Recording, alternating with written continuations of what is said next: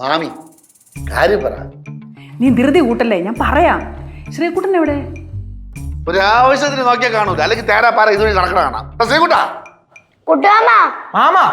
ശ്രീകുട്ടോ, ഓ ഇവിടെ മര്യാദ ഇവിടെ നില്ലടാ. മാമി കാര്യം പറഞ്ഞ കള് എവിടെ പോയി കറങ്ങണത് നീ പറ. ഞാൻ പറയാൻ വന്നതേ നമ്മുടെ ജയേന്ദ്രങ്ങളെ. ജയന്തൻ ഏതാ ഇരിക്കേ.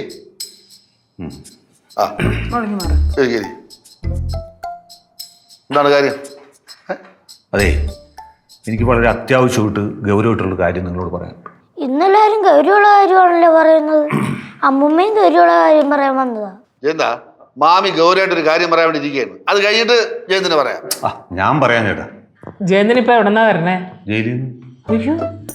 ഞാൻ കുറച്ച് നാള് ചില കേസുകളൊക്കെ ബന്ധപ്പെട്ട് ഒളിവിലായിരുന്നല്ലോ. അങ്ങനെ ഒളിവിൽ നിന്ന് പയ്യെ വന്ന് ഞാൻ വീട്ടിൽ വന്ന് രമേനെ കാണാമെന്ന് പറഞ്ഞു വന്നപ്പോൾ അങ്ങേരുണ്ടായിരുന്നു.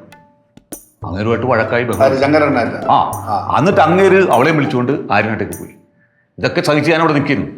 എന്നെ വാതിലിട്ട് പൂട്ടിയിട്ടല്ലേ ഇങ്ങനെ പോണത്. ഞാൻ വാതിലായിട്ട് അകത്ത് കിടക്കണം.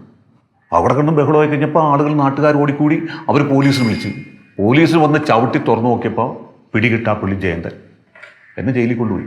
അങ്ങനെ ജാമ്യത്തിൽ ഇറങ്ങി വന്ന വഴിയാണ്. മോനെ അവർ ഒരുപാട് ഉപദ്രവിച്ചോ? പിന്നെ പോലീസിന്റെ കൈ കിട്ടിയ പിന്നെ ഉപദ്രവിക്കൂല. പിടിയിട്ട പുള്ളിയല്ലേ, ഒരുപാട് നാളോട്ട് തിരഞ്ഞടക്കുകയല്ലേ, വേഷ കൊടുത്താണ്. അതിലേക്ക് പേടിയൊന്നുമില്ല. പക്ഷെ എനിക്കൊരു കാര്യം അറിയണം, അവൾക്ക് എന്നെ വേണോ അവളുടെ അച്ഛനെ വേണോ? ജയന്ത് എപ്പോഴും ഒളിവിലല്ലേ? നീ ഈ കാര്യത്തിൽ ഇടപെടാൻ നിൽക്കണ്ട കേട്ടാ. രമയുടെ കാര്യം അതുണ്ട്. രമയുടെ കാര്യം അത് ഞാൻ നോക്കിക്കോളാം അല്ലേ?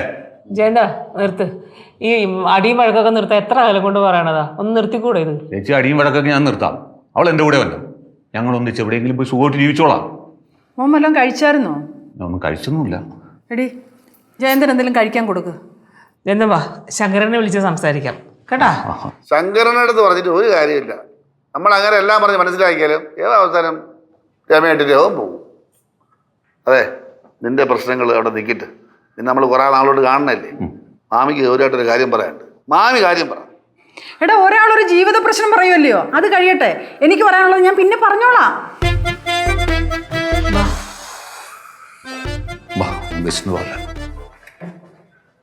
എന്ത് പറയാ, നിന്റെ അമ്മ എന്താ ഇങ്ങനെ ആയിപ്പോയത്? പറയാനുള്ള കാര്യങ്ങൾ പറയാൻ പറയടേ.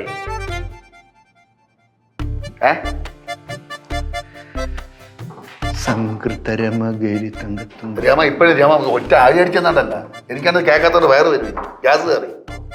സംഗീത ഭവന രമ ആ പെണ്ണിങ്ങ് വരട്ടെ. നിന്റെ ഭാര്യ ഉണ്ടല്ലോ, നിന്റെ രമ ഞാൻ നിർത്തിച്ചേരി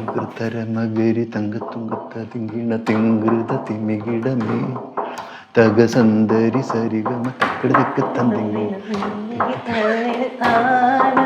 ഞാൻ കാര്യം പറഞ്ഞില്ല. നിങ്ങൾ